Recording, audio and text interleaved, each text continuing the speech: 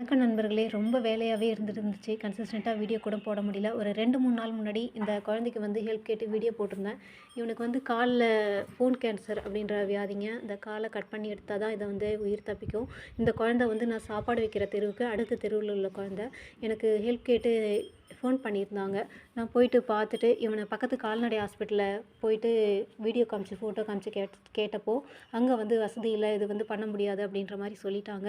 இவன வந்து பிரைவேட்ல பிரைவேட்ல காமிங்க. அப்படி இல்லன்னா வந்து மேட்டுப்பாளையம் பெரிய ஹாஸ்பிட்டலுக்கு எடுத்துட்டு போங்க அப்படின்ற மாரி சொல்லிட்டாங்க.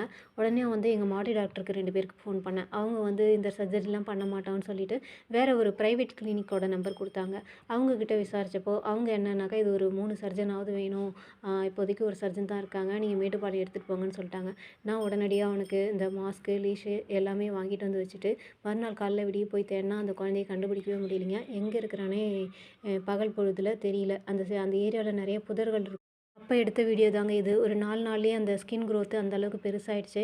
ஆனா மறுநாள்லருந்து தேடியும் ஒரு 2, 3 நாள் தேடியும் அந்த குழந்தை எங்கன்னே தெரியலைங்க. ரொம்ப மனசு வேதனையா இருந்துச்சு. அந்த தெருவுல அத்தன நாள் இருந்தும் யாருமே இந்த ஜீவனுக்கு உதவி பண்ணல பாருங்க. நம்ம பார்த்தும் அந்த குழந்தைய காப்பாத்தாம விட்டுட்டோமே அப்படின்னு சொல்லிட்டு எனக்கு ரொம்ப குற்ற உணர்ச்சியா இருந்துச்சு. அவன் படுத்திருந்த இடத்துல நின்னுட்டு ரொம்ப நேரம் நான் அழுதுட்டே இருந்தேன். மனசு ரொம்ப பாரமா இருந்துச்சு. எங்க வலி வேதனையில அந்த குழந்தை புதர்ல போய் படுத்து தன்னோட இறுதி மூச்சு விட்டுருச்சோன்னு தெரியல.